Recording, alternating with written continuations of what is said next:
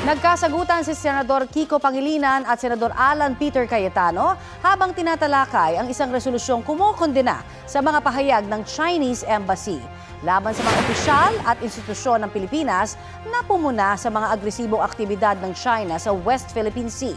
Nagsimulang magkasagutan si Pangilinan na may akda ng resolusyon at si Cayetano na interpellator nang ungkatin ang paggamit ni PCG Commodore J. Tariela ng caricature ni Chinese President Xi Jinping.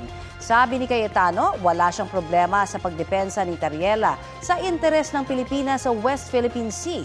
Pero may decorum daw dapat anyang sinusunod at hindi raw dapat gumamit si Tariela ng caricature ng Chinese President. Sagot ni Pangilinan, hindi lang naman ang caricature ng Chinese President ang pinuntirya, kundi lahat ng Pilipinong opisyal na pumuna sa China. Sistematikong paraan anya ito ng China para i-discredit ang mga Pilipinong opisyal. The Department of National Mr. President, Defense tingnan niyo naman po.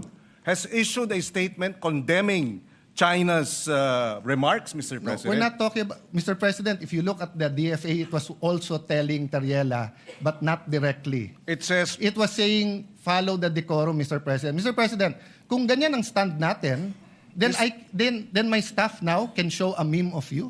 Mr. President, Mr. President, dito ba sa, let me ask that question. Mr. President, I am not from China. Why will they put a meme? Why will your staff put No, a it's meme not about towards me? China, it's about You're, decorum. you're comparing apples Mr. and President, oranges. Nagkasagutan muli ang dalawang senador dahil ayon kay Cayetano, hindi tinukoy sa resolusyon kung anong mga pahayag ng Chinese Embassy ang kinokondena. Sinuspinde pansamantala ang sesyon at pagbalik, inamyendahan ang resolusyon para ilagay ang mga pahayag na hinanap ni Cayetano. Matapos ang halos 3 oras na debate, walang tumutol sa pag-adapt ng resolusyon.